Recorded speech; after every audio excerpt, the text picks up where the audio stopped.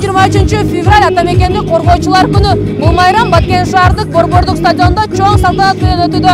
Алдыдағы майрамды қызықтарға біз менен бірге болуңуз.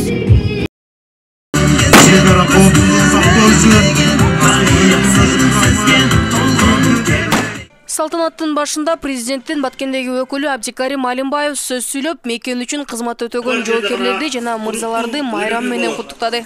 Мына ушул мекенди коргоодогу жана өлкөбүздүн коопсуздугун сактоодогу ар бириңиздердин күжүргөн кызматыңыздар баа жеткис. Кыргыз жоокерлеринин баатырдыгы менен мекенчилдиги ар дайым жогору бааланып келет. Кандай гана кырдаал болбосун, кыргыз жигиттери эр жүрөктүүлүгү, табанбастыгы менен өзгөчөлөнүп келгендиги тарых барактарында жазылуу. Майрамдык иш-чарада аскер кызматкерлердин салтанаттуу жүрүшү жана машыгуу ыкмалары көрсөтүлдү. Бул жолу менен сыйланган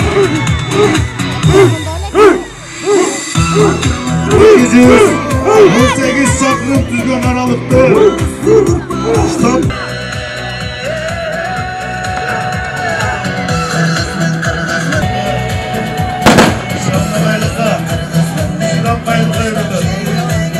Yediveki 870 özünç Hatay Bağırdağı brigadası tüzülüyor.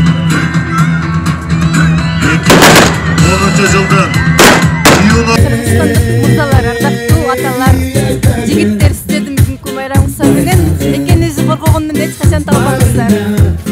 Бүгүнкү ушул 23 февраль Атамекенди коргоочулар күнү менен бардык баткендиктерди куттуктайм. Себеби Баткенде жашаган ар бир биздин мекендешибиз ушундай мекенчил, намыской инсан деп эсептейм. Ар дайым мекенибизде тынчтык болсун, өсүп өнүгүү болсун, өлкөбүздө туруктуулук болсун. Атамекенди коргоочулардын күнү баарыңарды куттуктаймын, аскерлер.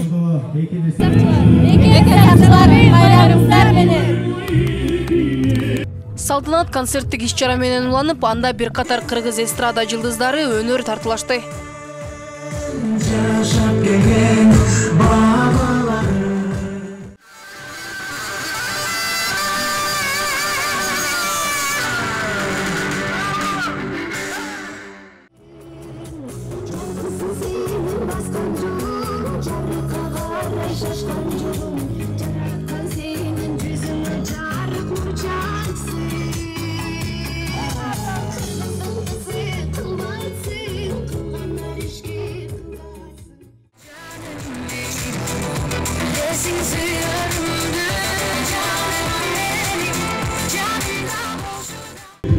Урматтуу биздин кыргызымдын жигиттери, сиздерди бүгүнкү Атамекенди коргоо күнү менен чын дилимден барыңыздарды майрамыңыздар менен куттуктаймын.